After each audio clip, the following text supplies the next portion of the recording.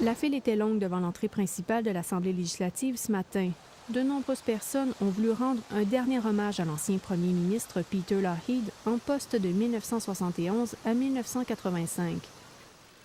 À l'intérieur, ses fils et sa petite-fille recevaient les condoléances. Parmi les dignitaires qui ont offert leur sympathie, la première ministre Alison Redford, des ministres et des députés. Plusieurs politiciens ont eu du mal à cacher leurs émotions. Peter Lougheed a été un mentor pour un grand nombre d'entre eux. To have that mentorship gone is, it's a loss to the province.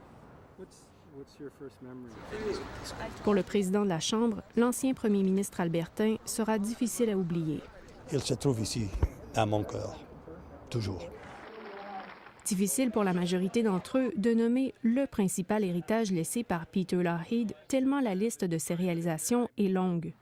Eddie Stelmach a dirigé la province jusqu'en 2011. Ce qu'il retient, c'est la bataille de M. Lougheed contre Ottawa pour maintenir le contrôle provincial sur les ressources pétrolières. But I think the constitutional battle with Ottawa is something that I will remember.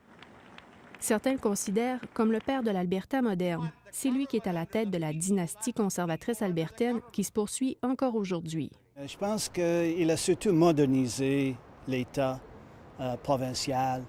Il faut se rappeler qu'avant l'arrivée de Lougheed au pouvoir, c'était le Crédit social qui a gouverné en Alberta pendant assez longtemps, depuis, je pense, 1935 à peu près.